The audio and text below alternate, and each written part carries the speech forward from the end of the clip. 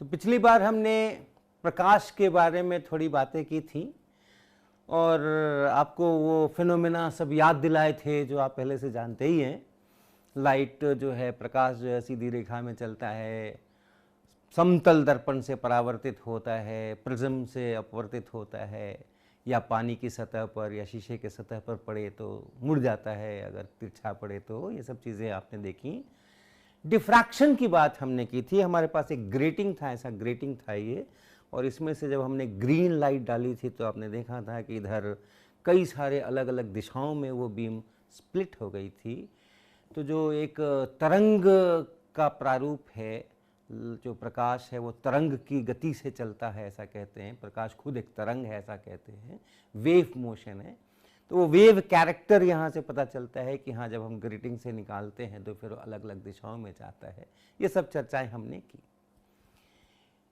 अंत में हमने एक और चर्चा छेड़ी थी कि बहुत सारे ऐसी भी परिस्थितियां होती हैं जिसमें हमें लाइट को वेव्स के रूप में नहीं लेकर के और अलग अलग काउंटेबल पार्टिकल्स के रूप में लेना पड़ता है, जिसको हम लोग फोटॉन्स कहते हैं। तो उसकी और चर्चा हम करेंगे आगे, लेकिन इतना आपको पता है ही कि लाइट को फोटॉन्स के रूप में भी लेते हैं।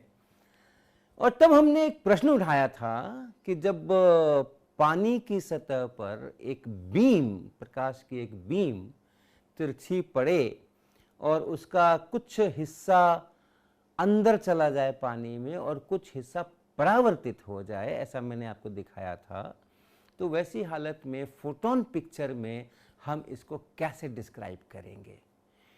तो अगर मान लो 20% परावर्तन हो रहा है और 80% अपवर्तन हो रहा है, तो हम कहेंगे जितने फोटॉन्स आके गिर रहे हैं उनमें से 20% फोटॉन्स पुराने माध्यम में वापस लौट जा रहे हैं और 80% फोटॉन्स दूसरे माध्यम में चले जा रहे हैं।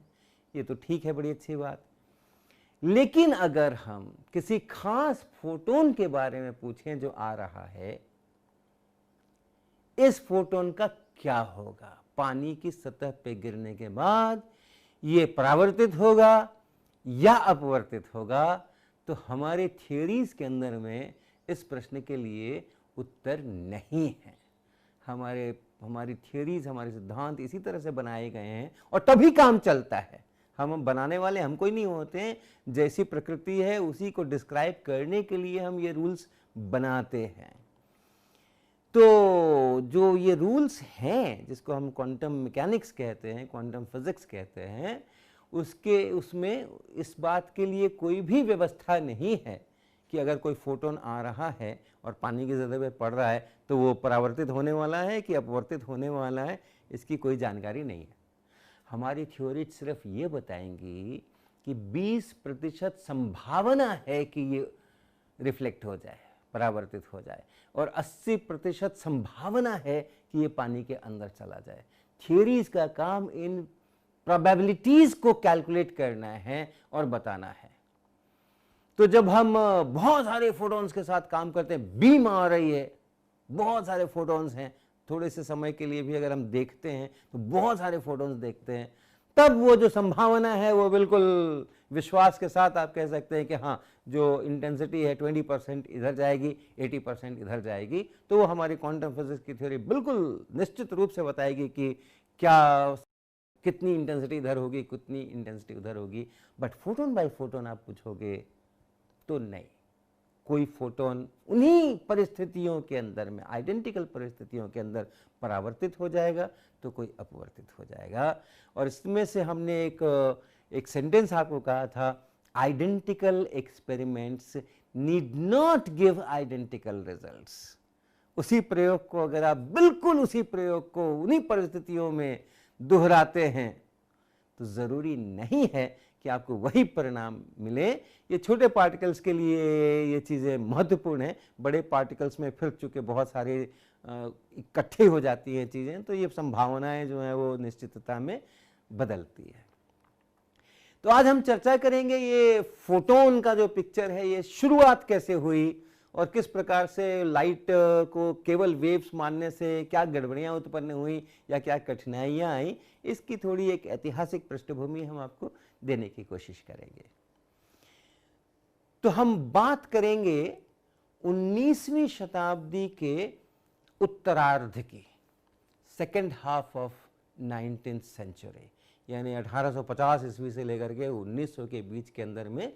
और ये जो लाइट है या कहें रेडिएशन है, लाइट में रेडिएशन में कोई फर्क नहीं है, लाइट भी रेडिएशन है, लेकिन जनरली लाइट शब्द का इस्तेमाल, प्रकाश शब्द का इस्तेमाल हम करते हैं जिसको विजिबल लाइट कहते हैं उसके लिए। और अगर उस रेंज के बाहर के वेवलेंथ्स पर चले जाएं जो विजिबल लाइट नहीं होती हैं, अल्ट्रावायलेट, इंफ्रारेड होती हैं, तो फिर वो एक जनरल वर्ड है रेडिएशन, इलेक्ट्रोमैग्नेटिक रेडिएशन। तो बहुत सारे लोगों ने उसके ऊपर बहुत सारा प्रयोग करके रखा हुआ था। मैं 19वीं शताब्दी की बात कर रहा हूँ, और एक नाम उसमें से बहुत ही आदर के साथ लेना चाहिए, और वो है किरचॉफ का।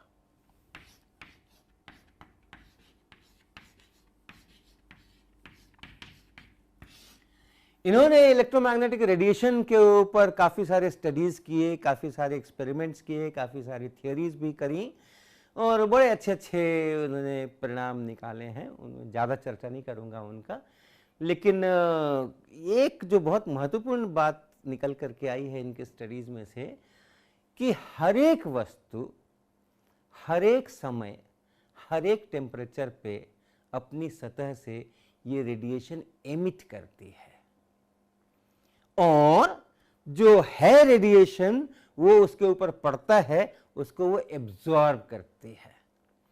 तो अगर हमारे हाथ में इस समय में चौक है या मेरा हाथ खुद हाथ ही है, तो अभी ये रेडिएशन एमिट कर रहा है, और इस कमरे में जो रेडिएशन है वो जो उसके ऊपर पड़ रहा है उसको वो एब्जॉर्ब कर रहा है। लेकिन जब एब्जॉर्ब करता है तो जितना पड़ गया सबका सब एब्जॉर्ब नहीं करता है। अगर सबका सब एब्जॉर्ब कर लेता तो हम देख ही नहीं पाते किसी चीज़ को। तो कुछ हिस्सा उसका एब्जॉर्ब होता है और कुछ हिस्सा उसका वापस इधर उधर चला जाता है। और कौन सी वस्तु है उसके अनुसार तय होगा कि जितना रेडिएशन उस पर पड़ रहा है उसका कितना हिस्सा एब्जॉर्ब हो रहा है। तो कुछ पुअर एब्जॉर्बर्स होंगे, कुछ बहुत अच्छे एब्जॉर्बर्स होंगे, जो साधारण जो काला पोत देते हैं, काली चीज़ें कर देते हैं, तो वो ज़्यादा अच्छे एब्जॉर्बर्स हो जाते हैं। जो शाइनिंग चीज़ें होती हैं वो कम एब्जॉर्ब करते हैं, इसीलिए वो शाइन करते हैं। मेटल्स जो होते हैं वो शाइन करते हैं, उनके ऊपर जो रेडिएशन पड़ता है वो रिफ्लेक्ट हो जाता है, अधिकांश भाग, ज़्यादा से ज़्यादा भाग रिफ्लेक्ट हो जाता है। तो ऐसे जो अलग अलग पदार्थ हैं उनके एब्जॉर्ब करने की क्षमता भी अलग अलग होती है, और जो सब कुछ एब्जॉर्ब कर ले, जो पड़ जाए उसको एब्जॉर्ब कर डाले, तो ऐसे का एक विशेष नाम है, उसको कहते हैं हम लोग black body. Black body, Krishna पिंड, हाँ कृष्ण पिंड, ब्लैक बॉडी। तो ब्लैक बॉडी का मतलब ये नहीं कि कलर ब्लैक है, वो जरूरी नहीं कि कलर ब्लैक हो उसका। ब्लैक बॉडी का मतलब है कि परिभाषा ही है कि जिस पे पड़ने वाला सारा रेडिएशन उसमें एब्जॉर्ब हो जाए, कुछ भी रिफ्लेक्ट नहीं हो, तो उसको हम लोग ब्लैक बॉडी कहते हैं। सबसे बढ़िया एब्जॉर्बर है ये, जो भी उसके ऊपर पड़ गया वो एब्जॉर्ब हो गया, और ये सबसे बढ़िया एमिटर भी है, क्योंकि हर समय अगर इसके ऊपर कुछ पड़ रहा है रेडिएशन और वो एब्जॉर्ब हो रहा है, और अगर इसका टेम्परेचर नहीं बढ़ रहा है, तो इसका मतलब है कि ये एमिट भी कर रहा है। तो जो बढ़िया एब्जॉर्बर होगा वो बढ़िया एमिट भी करेगा। ये किरचॉफ के स्टडीज में से उस समय से ही लोगों को पता है, good absorbers are also good emitters. और ब्लैक बॉडी से कुछ एमिट होता है, अगर आपके पास एक ब्लैक बॉडी है और उससे एमिट हो रहा है, और उस एमिशन को आप देखते हैं, उसको आप एनालाइज करते हैं, वो जो रेडिएशन है उसको कहते हैं ब्लैक बॉडी रेडिएशन। तो ये ब्लैक बॉडी रेडिएशन है जिसके बारे में कई सारी चीजें हम लोग जान सकते हैं, और कोशिश करेंगे कि हिस्ट्री में कैसे कैसे चीजें हुई, थोड़ा सा उसका मैं आपको वर्णन कर सकूं। अब इस ब्लैक बॉडी का एक प्रारूप, बहुत सुंदर सा प्रारूप है कि आपको कोई ब्लैक करने का ज़रूरत नहीं है, आप बाकायदा मेटल से भी काम कर सकते हैं। और आप एक इनक्लोजर बना लीजिए, आप एक वॉल्यूम बना लीजिए, एक बर्तन जैसा बना लीजिए, पूरी तरह से क्लोज्ड, और थोड़ा सा उसके अंदर में एक गैप छोड़ दीजिए, एक गैप यहां पर छोड़ दीजिए, और ये पूरा रिफ्लेक्टर रहने दीजिए, मेटल का पीस बना लीजिए उसको। और यहां से देखें, इस पूरे को अगर आप देखें, इसको देखें और इस छेद में से देखें, तो इसके, यही मेरा ब्लैक बॉडी है, इसके ऊपर अगर कोई रेडिएशन आता है बाहर से और आकर के अंदर जाता है, तो अब उसको वापस बाहर निकलने की सुविधा नहीं है। अब ये इसी के अंदर में टकराएगा, यहाँ जाएगा, वहाँ जाएगा, वहाँ जाएगा। हाँ, आप इसके यहाँ खुरदरा भी कर दे सकते हैं, यहाँ पर इसकी शक्ल जो है वो कहीं कहीं ऐसा कर दे सकते हैं, तो जहाँ कहीं से टकरा करके और जा करके और अंदर ही अंदर वो घूमता रहेगा और वो यहाँ से बाहर नहीं निकल पाएगा। अर्थात जो भी इसके ऊपर पड़ रहा है वो एब्जॉर्ब हो जा रहा है, इसके अंदर ही रह जा रहा है। तो ये एक ब्लैक बॉडी इस प्रकार से हम लोग बना सकते हैं, कर सकते हैं। ये जो रेडिएशन निकलेगा यहाँ से, वो भी ब्लैक बॉडी रेडिएशन ही होगा, जो भी निकलेगा वो ब्लैक बॉडी रेडिएशन ही होगा, यहाँ से जो एमिट होगा वो ब्लैक बॉडी रेडिएशन ही होगा। और दूसरी चीज कि अगर ये टेम्परेचर कांस्टेंट है और बदल नहीं रहा है, तो वैसी हालत में इसको पूरा बंद कर दो, इसको पूरा भी बंद कर दो आप, और इसका टेम्परेचर फिक्स कर दो, और तब इसके एमिट होने के कारण से और जो यहाँ है वो इसके ऊपर पड़ रहा है, उसके कारण से एक इक्विलिब्रियम की स्थिति बन करके आएगी। टेम्परेचर उतना ही बना रहेगा, इसके किसी भी हिस्से पे जितना पड़ रहा है उतना ही एमिट हो रहा है। तो ये जो अंदर का पूरा रेडिएशन है, इसके अंदर का जो पूरा रेडिएशन है, इसका भी कैरेक्टर वैसा ही होगा, इसका भी कैरेक्टर वैसा ही होगा जैसा कि ब्लैक बॉडी से एमिटेड रेडिएशन का कैरेक्टर होता है। तो इसको भी हम लोग कहेंगे ब्लैक बॉडी रेडिएशन। इसके अंदर जो रेडिएशन है उसको भी हम कहेंगे ब्लैक बॉडी रेडिएशन। इस टेम्परेचर के साथ में ये इक्विलिब्रियम में है। तो हम इस रेडिएशन का एक टेम्परेचर भी डिफाइन करेंगे। इस रेडिएशन का टेम्परेचर वही होगा जो इसके वॉल्स का टेम्परेचर है, और इस टेम्परेचर के आधार पे इस रेडिएशन के बहुत सारे कैरेक्टरिस्टिक्स जो हैं वो हम जानने की कोशिश करेंगे। तो ये ब्लैक बॉडी रेडिएशन के ऊपर जो स्टडीज़ 19वीं शताब्दी के उत्तरार्ध में हुई हैं, उसमें से दो बड़े इम्पॉर्टेंट रिजल्ट्स हैं जिनको हम यहाँ मेंशन करेंगे। एक है जिसको कहते हैं वीन, ये साइंटिस्ट महोदय का नाम है, वीन्स डिस्प्लेसमेंट लॉ।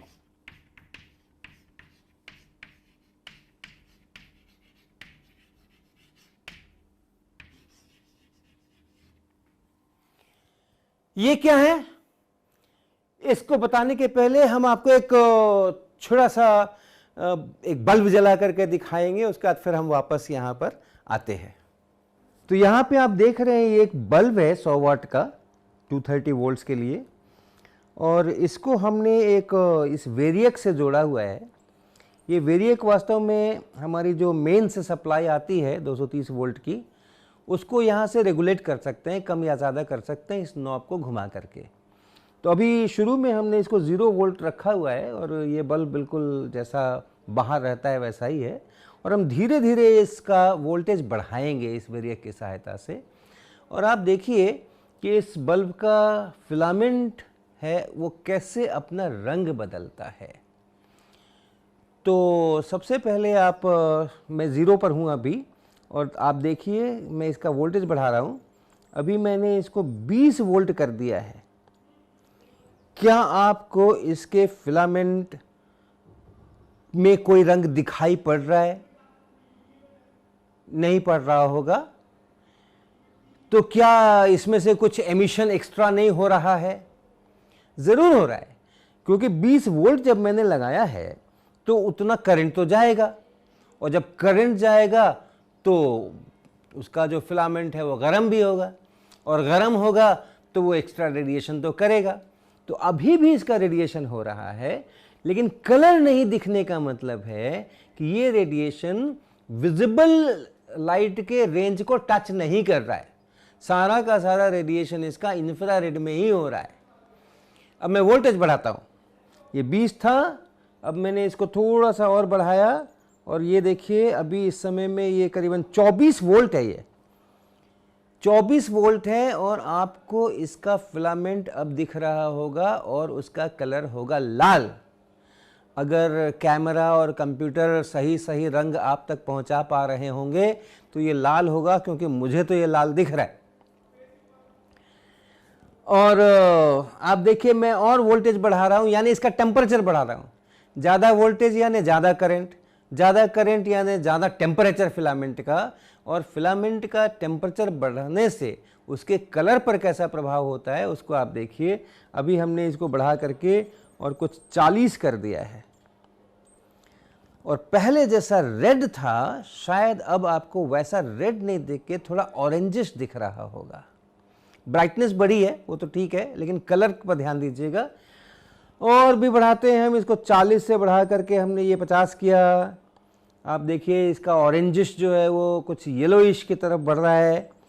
60, 70 कलर्स आप देख रहे होंगे कि बदल रहे हैं, क्योंकि इसमें जो एमिशंस हो रहे हैं अब वो विजिबल रेंज के अंदर हम घुस रहे हैं, नए नए कलर्स उसके अंदर घुस रहे हैं, और जो मिक्स होकर के फाइनल कलर आ रहा है वो आपको परिवर्तित होता हुआ दिख रहा है।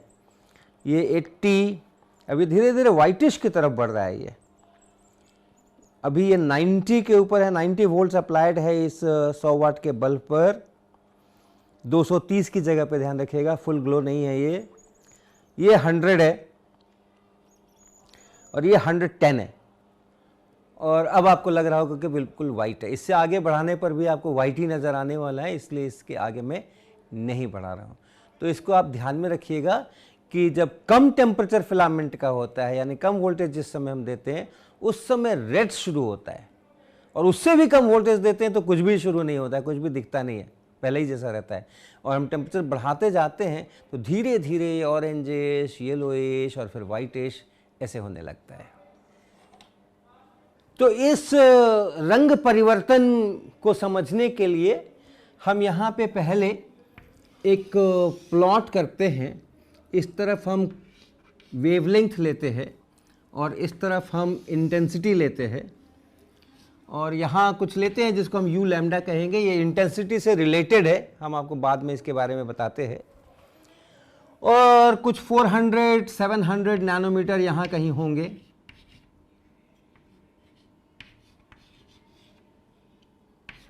नैनोमीटर में है ये सारा मामला।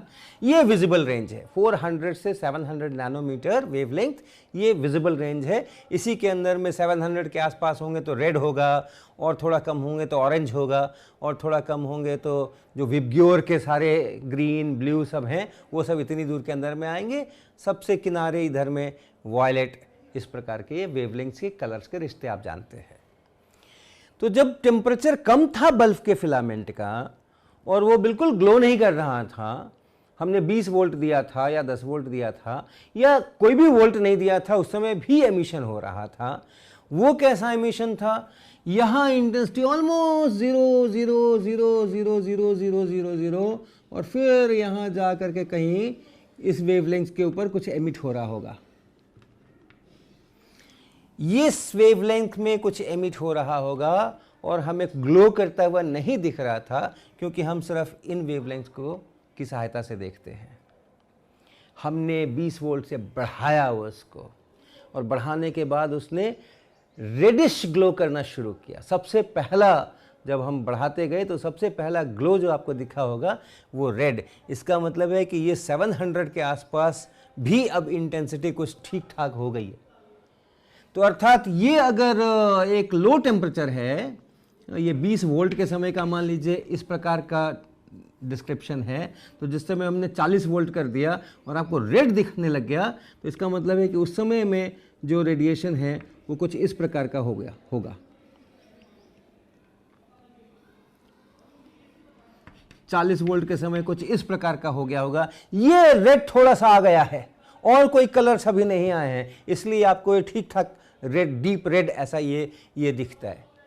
उसको भी हमने और बढ़ा दिया, वोल्टेज और बढ़ा दिया, टेम्परेचर और बढ़ा दिया, तो आप देखते हैं कि ये जो रेडिश था वो ऑरेंजिश, कुछ येलोइश उस प्रकार का होने लग गया। उसका मतलब है कि उसमें इधर वाले कलर भी अब मिक्स होने लगे हैं। तो यानी ये और भी खिसक गया है, और ये और भी खिसक के शायद कुछ ऐसा हो गया होगा, कुछ 60 वोल्ट मान लें, फिर 80 वोल्ट गए, 100 वोल्ट गए। 100 वोल्ट पर पूरा वाइट आपको नज़र आ रहा था, और वाइट नज़र आने का मतलब है कि उसमें सभी वॉयलेट से लेकर के और रेड तक की चीज़ें आ गई हैं। प्रपोर्शंस बिल्कुल वो नहीं होंगे जो सनलाइट में होता है, लेकिन सभी आ गए हैं। तो यानी आप टेम्परेचर बढ़ाते जाते हैं, और तब आपको जो ये शक्ल है इस ग्राफ की, वो शक्ल जो है वो बदलती जाती है। तो अब ये सब भी आना शुरू हो गए हैं, ब्लू ग्रीन वगैरह भी आना शुरू हो गए हैं, और ये रेड वगैरह तो हैं ही उसके अंदर में, इसलिए सब मिल करके वो आपको वाइट नज़र आ रहे हैं। 100 वोल्ट ये समझ लें। तो क्या देख रहे हैं, ये जो मैक्सिमम इंटेंसिटी है, जिस वेवलेंथ पर मैक्सिमम इंटेंसिटी है, जिस वेवलेंथ पर मैक्सिमम इंटेंसिटी है, लैम्डा एम अगर उसको कहें, लैम्डा एम, तो टेम्परेचर जैसे जैसे बढ़ता है वैसे वैसे वो लैम्डा एम घटता है। इस टेम्परेचर के लिए यहां लैम्डा एम था, इस वाले टेम्परेचर के लिए लैम्डा एम यहां आ गया, इस वाले टेम्परेचर के लिए लैम्डा एम और इधर खिसक गया। 100 वोल्ट के समय जो टेम्परेचर था, लैम्डा एम और इधर खिसक गया। तो जैसे जैसे हम टेम्परेचर बढ़ाते जाते हैं वैसे वैसे ये जो लैम्डा एम है, जिस वेवलेंथ पर लाइट की इंटेंसिटी सबसे ज़्यादा एमिट हो रही है, वो घटता जाता है। और ये वीन का पढ़ा हुआ, समझाया हुआ, एक्सपेरिमेंट किया हुआ रिजल्ट है कि इन दोनों का जो गुणनफल है लैम्डा एम इंटू टी, ये हमेशा कांस्टेंट रहता है, और कुछ 2.898 इंटू 10 पे पावर -3, कुछ इस प्रकार का इसका मीटर केल्विन ऐसा इसका वैल्यू होता है, फिक्स्ड वैल्यू। फिक्स्ड वैल्यू इसका इस प्रकार का होता है, और इसको कहते हैं वीन्स डिस्प्लेसमेंट लॉ। तो एक ये परिणाम है। और दूसरा परिणाम जो लोगों ने इस ब्लैक बॉडी रेडिएशन के बारे में करके रखा हुआ था, जान के रखा हुआ था, एक्सपेरिमेंट्स करके रखा हुआ था, उसको कहते हैं हम स्टीफेंस लॉ।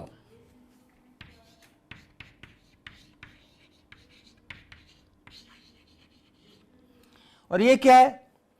ये है कि अगर कोई ऑब्जेक्ट है जो एमिट कर रहा है, तो टोटल कितना एनर्जी रेडिएशन में एमिट हुई पर यूनिट टाइम, पर यूनिट एरिया। अगर ये ऑब्जेक्ट है जहां से एमिशन हो रहा है, और इसका हमने एक यूनिट एरिया लिया है, और उस एरिया में से कुल सभी वेवलेंथ्स मिल करके टोटल जितना रेडिएशन पर यूनिट टाइम हो रहा है, उसको हम देखें, तो वो टेम्परेचर से 4th पावर के प्रोपोर्शनल है। ऐसा इसका इनटू एरिया, ऑफ कोर्स पर यूनिट एरिया कहें तो ठीक है। किसके लिए? परफेक्ट एब्जॉर्बर और परफेक्ट एमिटर के लिए, ब्लैक बॉडी के लिए। अगर ब्लैक बॉडी नहीं है तो इसको एक किसी और कांस्टेंट से मल्टीप्लाई करना पड़ेगा, इससे कम एमिशन होगा। लेकिन ब्लैक बॉडी से एमिट होने वाला रेडिएशन पर यूनिट टाइम, पर यूनिट एरिया, ये sigma into T to the power 4, ये इतना ऐसा इसका होगा। इसको कहते हैं स्टीफेंस लॉ। ये स्टीफेंस ने एक्सपेरिमेंटली ऑब्जर्व किया था इसको, एक्सपेरिमेंटली इनको, ये भी एक्सपेरिमेंटल ऑब्जर्वेशन है, ये भी एक्सपेरिमेंटल ऑब्जर्वेशन है। तो ये दो जो एक्सपेरिमेंटल ऑब्जर्वेशंस थे, उसको क्लासिकल फिजिक्स की थ्योरी के आधार के ऊपर, और बाद में कई साल बाद बोल्ट्जमैन ने और इन लोगों ने इसको डिराइव करके बताया कि हाँ ये होना चाहिए और ये भी होना चाहिए। तो मेन बात यह है, प्रमुख बात यह है कि ये क्लासिकल फिजिक्स जो थी हमारी 19वीं शताब्दी में, उससे ये सारी चीजें समझ आती हैं।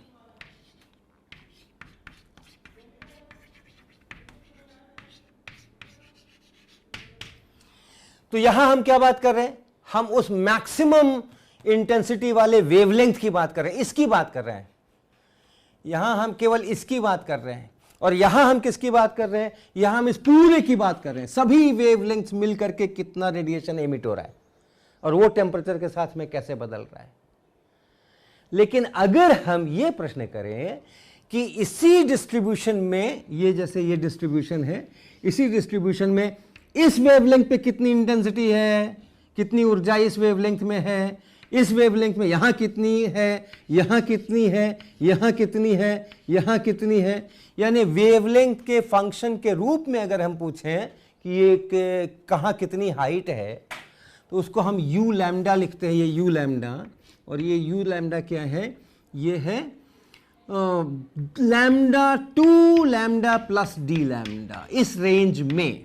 ये लैम्डा और ये लैम्डा प्लस डी लैम्डा, इस रेंज में, ये छोटा सा डी लैम्डा ले लीजिए, इस रेंज में। और पर यूनिट वॉल्यूम कितनी रेडिएशन की कितनी ऊर्जा है, तो इस रेंज में, in this range, energy of radiation, सब ब्लैक बॉडी रेडिएशन की बात कर रहे हैं, एनर्जी ऑफ रेडिएशन पर यूनिट वॉल्यूम,